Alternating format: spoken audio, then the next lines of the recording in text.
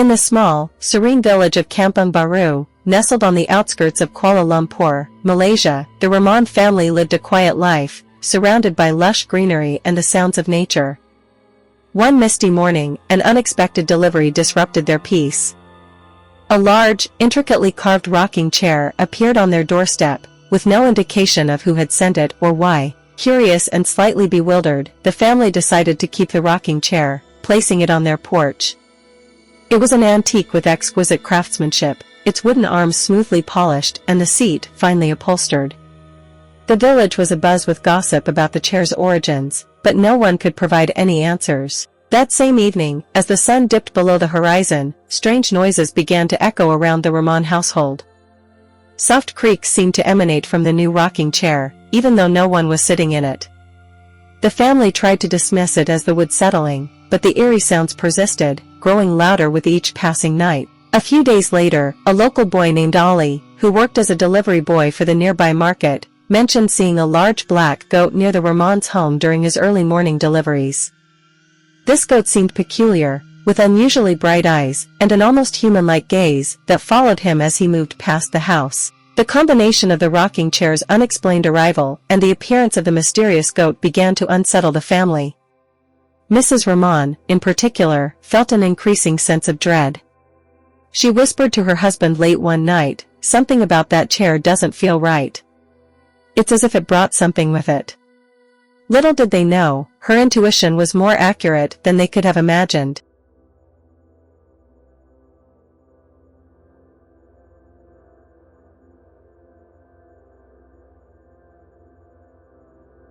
As days turned into weeks, the rocking chair continued to behave strangely. It would rock gently on its own, especially during the quiet hours of the night. The family tried moving it into the storage room, but the unsettling noises only intensified, as if in protest. During this time, more sightings of the black goat were reported by the villagers. It was always seen in the vicinity of the Rahman's house, staring silently towards the windows. The local children started to avoid the area, and whispers of superstitions began to spread through the village. One evening, while Mr. Rahman was at the local police station discussing some minor issues about a recent village event, he overheard a conversation between the officers about a series of mysterious incidents in nearby villages. Items would appear out of nowhere, accompanied by sightings of a strange goat. The police were baffled but intrigued by the potential connection. Back at home, Mrs. Rahman and her children decided to confront the mystery head-on. They set up a camera to record the rocking chair overnight. The next morning, they were horrified to find footage of the chair rocking violently at exactly 3 a.m., with a shadowy figure briefly passing by the camera. The fear gripped the family, and they contacted the local priest, seeking his advice and blessing.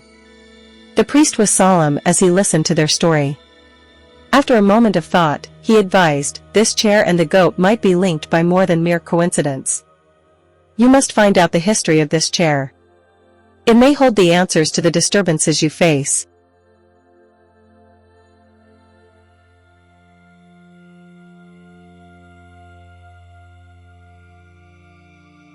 Determined to uncover the truth, Mr. Rahman returned to the police station to seek help. He met with Inspector Zulkifli, who was intrigued by the story and agreed to investigate. They started by tracing the origins of the rocking chair, which led them to an old carpenter known for his skill in woodwork. Carpenter, upon seeing a photograph of the chair, went pale.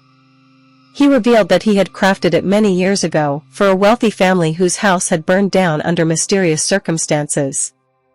The family had perished, and the chair was thought to have been lost in the fire. Inspector Zulkifli decided to visit the site of the old mansion, accompanied by Mr. Rahman. The remains of the mansion were overgrown with vegetation, but the foundation and some charred furniture were still recognizable. They found remnants of items that bore a striking resemblance to the patterns on the rocking chair. As they explored the ruins, the black goat suddenly appeared, watching them silently from a distance. Its presence was unsettling, and the inspector took several photos, hoping to find out more about this mysterious creature that seemed to be haunting the Rahman family. After leaving the ruins, the inspector and Mr. Rahman visited the local library to look up old newspaper articles about the mansion's fire. They discovered that there had been rumors of a curse placed by a disgruntled relative over a family dispute. The rocking chair was mentioned as an heirloom that harbors the spirits of the past.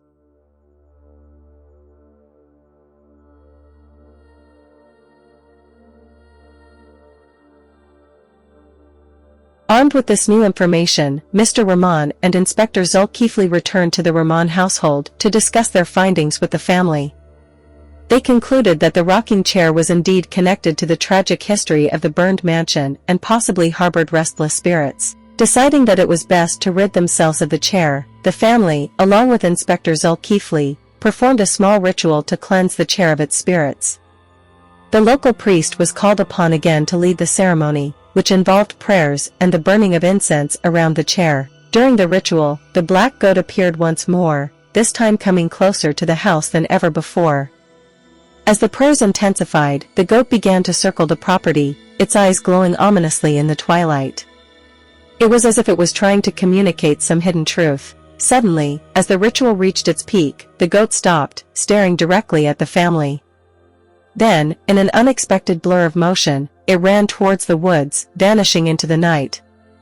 The rocking chair, which had begun to rock during the ceremony, abruptly stopped, and a heavy silence fell over the house. The family felt an immediate sense of relief, and the atmosphere around the house lightened.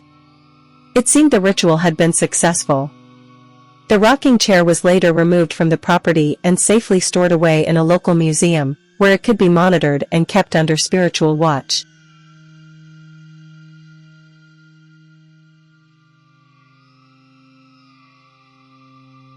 In the weeks that followed, the Rahman family noticed a significant change. The eerie disturbances ceased, and the house felt warmer and more welcoming. The village gradually returned to its peaceful ways, and the children began to play near the Rahman home again. Inspector Zulkifli kept the case file open, curious about the supernatural elements they had encountered. He occasionally checked in with the family and made routine visits to the museum to ensure that the rocking chair remained inert. The story of the Rahman family's ordeal spread throughout the region, drawing curious visitors and paranormal enthusiasts.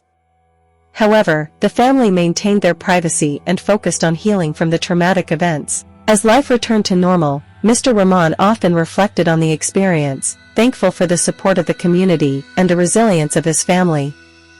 They had faced a mysterious and potentially malevolent force, but had come through stronger. The black goat was never seen again, but it remained a topic of legend in the village. Some believed it was a guardian of sorts, a spectral figure tied to the land and its history. Whatever the truth, the Rahman family knew they had witnessed a rare intersection of the natural and supernatural, forever changing their understanding of the world around them.